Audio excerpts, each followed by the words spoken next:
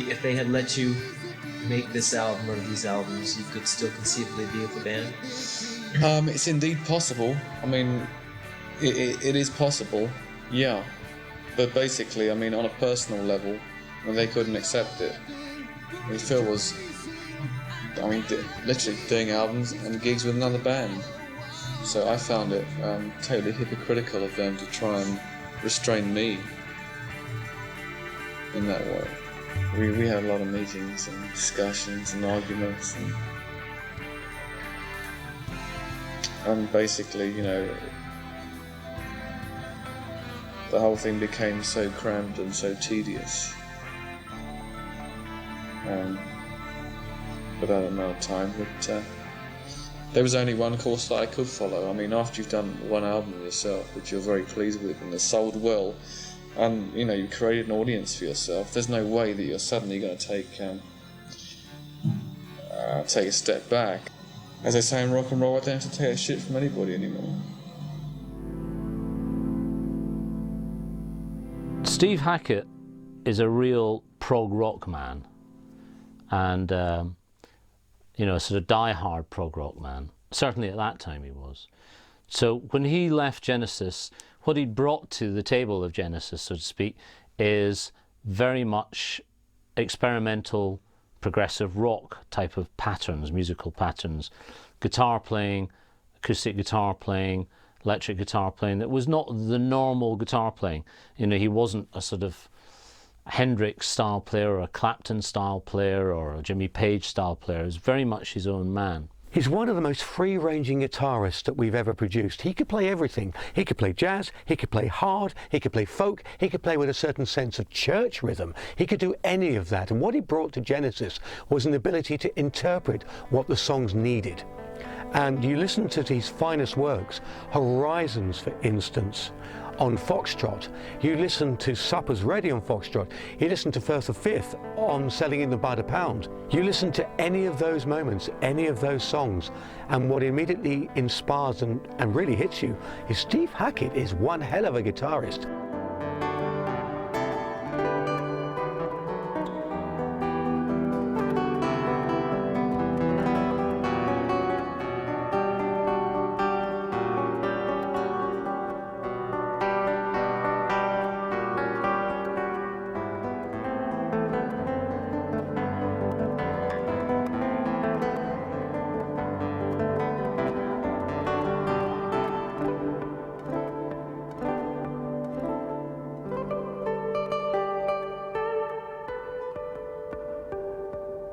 What Hackett also had was a very laid-back approach. He wasn't a confrontationalist, so he was happy to fit in with what was going on.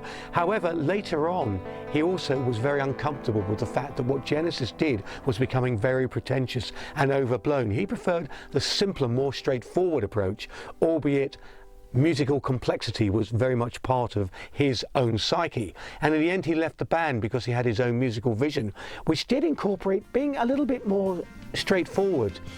But in many respects, Genesis owes so much to Steve Hackett, and I don't think they've ever given him the credit he so richly deserves.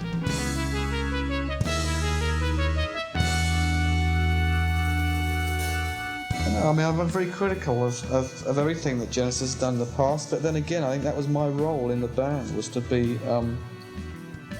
was as a, you know, a cross between a professional in-house critic and coach. Basically, I don't like to write in rehearsal rooms. Now, to me, rehearsal rooms are usually too hot, too cold, too dark, too smelly. I'm sitting there, I'm facing three other guys that are at the best colleagues, at worst competitors. Sitting there with knowing that when a group doesn't work, that it's diluting each one of the individual's ideas. When it does work, you know, you have the common denominator, the magic factor. For me, I was getting more out of writing songs at home. I really felt that I was, you know, my real creativity was coming into play when I wasn't surrounded with other individuals or screaming at once? Well, I think having been through it with Peter 2 years before, when Steve left, it was kind of like, I mean, we always anticipated Steve leaving. I thought he would leave earlier than he did in a way. Yeah. And it wasn't, for us, a particularly big thing. I mean, in both cases, the members were sort of obviously not too happy with being in the group situation. Mm-hmm. And so when each time the person left, it was kind of like a freedom, you know, in a way. And particularly when we went down to a three-piece, there's something about being a three-piece that is a very natural thing for us, I think. I think writing, you know, with 5 people all trying to sort of get ideas into the group, people are bound to be, a couple of people were always bound to feel that they were being sort of like, I think Steve felt very much he was always being kind of a little bit kind of, you know, squeezed out all the time, and I think that upset him slightly at times. I mean, you know, which is fair. I mean, to some extent he was occasionally, I suppose, you know, but, and I thought the best things he ever did with Genesis, actually, there were on the album, Winter Wuthering, which was the last album he was with us. But, you know, he decided he had to leave, and so that, you know, I mean, it's one of those things, really. I mean, I suppose the people who've left have been the easiest to replace, in a funny way, because we had...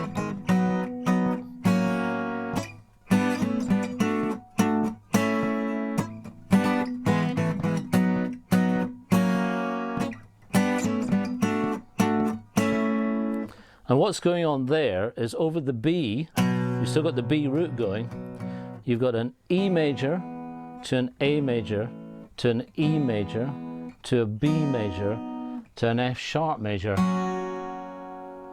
And then still, it goes to a G to an A to a D to an A to a G, all against this. And that's very typical of Genesis. It's a keyboard thing more than a guitar thing. So, you know, if we were doing this live, I'd be playing, and the keyboard playing da da da da da da da da da against it, and that's, as I said, a very typical Genesis sound, and it's a sort of prog rock thing as well. You know, where you're using these sort of chords. It's a sort of climbing thing. I suppose Rick Wakeman was somebody who used to use it. Yes, used to use things like this. King Crimson, Gentle Giant. So it's typical of that style of music, but very much a Tony Banks sound here, really. And one that if I was to say, or if you were to ask... We tend to make certain, sort of particularly when we're writing in 7 or something, sound very natural, I think, in, you know, in some of our early songs, like Dance on a Volcano or Back in New York City and things, where these, you know, you don't even... They all play great, and it's all heartfelt and beautifully produced, bit experimental in places, and quite commercial. So it's not, however, amongst Genesis fans, although it was a #1 record, the most loved record. And it's sort of weird, it sort of sits in a place by itself, although it was very successful. To be perfectly honest, I overlooked it myself, and I was a huge Genesis fan. I don't know why, whether it was just a part of my life that I was going through and moved on to something else temporarily. I think it is possible that it was overlooked, yeah, or didn't get the credit it deserved, because it is, looking back at it, is one of the finest works, I believe. It's a fantastic album, fantastic instrumental, then builds up to this climax, and then he brings them words of the sadness of that comes really back in, and it's really, really dramatic. And I think it's one of the finest moments in Genesis, personally. What they captured there was very, very special, very intense, very emotional, and I bet the take that they did, they couldn't have redone it like that as well, because it's just amazing. I mean, and that's through or whatever was going on in their life. It certainly speaks volumes on the album. You can sense it. To my mind, and this may sound like I'm knocking them, but I'm not, Barbra Streisand fans and Neil Diamond fans could relate to Duke far more than fans of Trespass or Nursery Crime could. So they moved in a different direction, taking a lot of their audience with them, but lost some as well, like myself, because I no longer felt comfortable with where they were. Like it. I don't think, for me though, it's the album I like the most of theirs. And in fact, in many senses with Genesis, for me, I like bits of different records as opposed to complete records. And in a sense, that's a little bit of the way the band are. You can dip into a record, and like one track like Misunderstanding on Duke is, you know, very much a rock thing. And then Duchess is a soundscape with a song at the end of it. And then Alone Again Tonight, you know, is a real, you know, what you were going to hear from Phil Collins further down the road on his solo stuff. I think possibly Duke was ahead of its time. It's definitely, when you look back at the history of the band, you can see how important that album was. You can see the power, the emotion of what was going on. The band was changing all the time, you know, from 1975 onwards. You know, it was like shifting, and then there were 3 came on. Suddenly it was more popular in the mainstream, and then, you know, Duke came as it was an echo of the past and an echo of the future, which was, I'm sure, they were writing the book, you know, and a lot of people would follow. So I think it probably is, in retrospect, a more appreciated album than it was at the time, yeah. And for me personally, it's definitely.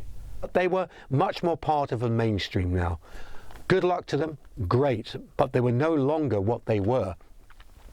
Genesis, as I knew them, Genesis as the fans in the early days knew them, had been put quietly to bed and left to slumber. There was a new Genesis that had been born with Phil Collins at the front.